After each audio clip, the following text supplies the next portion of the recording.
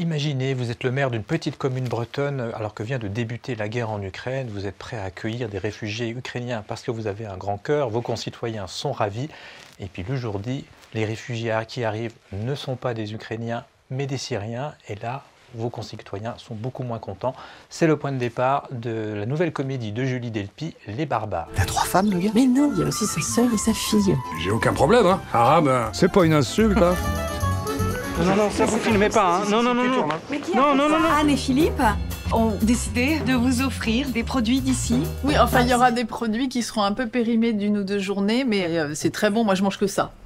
Alors Télérama, on aime plutôt bien Julie Delpy, c'est comme actrice et comme réalisatrice qui a un parcours assez étonnant. Elle est partie très jeune aux États-Unis pour faire carrière là-bas et elle a parfois un regard un peu distancié sur ce qui se passe en France. Ça peut donner des choses vraiment très très réussies et dans des registres très différents. Donc le film peut paraître un peu bancal parfois. Moi, il me plaît par ce mélange d'humour un peu caustique malgré tout. Il y a quand même quelque chose de jouer avec les clichés de manière assez intelligente.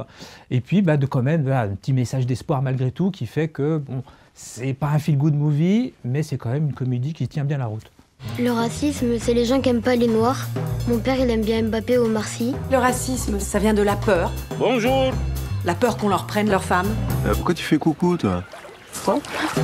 Elle a une situation qui est vraiment une bonne idée. Elle a des personnages qui sont bien croqués au début, entre la femme de l'épicier, toujours un peu pompette, l'infirmière enceinte qui dit des horreurs sur les juifs, vraiment de l'air le plus innocent qui soit, le plombier racistos sur les bords qu'on ne peut pas blairer, enfin voilà. Et puis tout à coup, il ne se passe plus grand-chose. Elle s'est quand même bien planquée au début. Hein. Au tout début du film, il y a marqué « Il était une fois à Pimpon ». Au cas où on serait un peu bête, on n'aurait pas compris qu'elle allait faire un conte, voilà, une fable. Et du coup, c'est quoi? C'est gentil, c'est moumou, ça raconte pas grand-chose. Et puis surtout, cette distance dont parlait Samuel, hein, puisqu'elle écrit un peu aux États-Unis, un peu en France, elle se balade. Cette distance, moi je trouve que c'est une distance dans le temps. Il a 20 ans de retard, son film. Il parle d'une France qui n'existe plus. On vient de frôler une catastrophe politique. On veut quoi? On veut de la rage, on veut de la révolte, on veut surtout des personnages qu'elle ne cherche pas à sauver à tout prix. C'est jamais assez cruel et c'est jamais assez politique finalement. Voilà. C'est possible de faire des comédies politiques, on en a vu ces dernières années. Je pense à Tout simplement noir de Jean-Pascal Zadi, je pense à Problemos, et je pense à Carverne et Delépine qui font ça tout le temps. Parfois ils se ratent, parfois ils réussissent, mais en tout cas, il n'y a pas cette espèce de consensus mou, j'allais dire, autour de la comédie française gentille. Je trouve Marie très sévère. Moi, je trouve que, mine de rien, affirmer une vision positive, sinon angélique, c'est quelque chose d'assez politique, malgré tout, dans le contexte actuel. Je trouve que, finalement, le film fait plutôt du bien dans ce contexte-là. Elle essaie de sauver ses personnages, oui et non, à commencer par son propre personnage. Elle ne se ménage vraiment pas du tout. Son personnage d'institutrice qui veut sauver le monde, qui ferait bien par commencer par elle-même. Enfin voilà, donc elle ne se ménage pas du tout.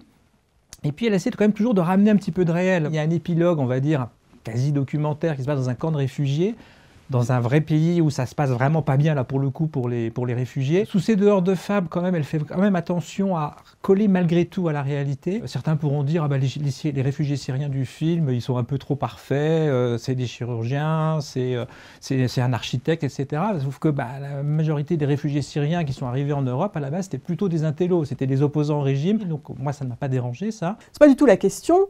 La question, c'est qu'ils n'ont rien à jouer. La question, c'est que l'humour, ça vient jamais d'eux, par exemple. En fait, ils sont là. C'est vraiment les personnages prétextes. Ce sont comme des boules de flipper qui ricochent sur les parois créées par les autres personnages, qui ceux-là sont bien bretons. Oui, mais les personnages syriens sont eux qui révèlent les dysfonctionnements, les défauts des autres personnages, et en particulier, il y a une scène que moi je trouvais plutôt marrante, il se passe dans une crêperie, c'est un peu le lieu de rendez-vous du village, on est en Bretagne, on mange des crêpes bien entendu, sauf que les crêpes sont dégueulasses, personne n'ose le dire, et il faut que ce soit un Syrien qui dise mais c'est juste immangeable. Voilà. Il y a des choses comme ça qui je trouve sont plutôt bien vues. Julie Delpy, elle réconcilie tout le monde sauf nous. Pour moi, les barbares, c'est bof. Pour moi, les barbares, c'est plutôt bien. Il faut défendre notre identité régionale. L'âme bretonne. Mais t'es alsacien.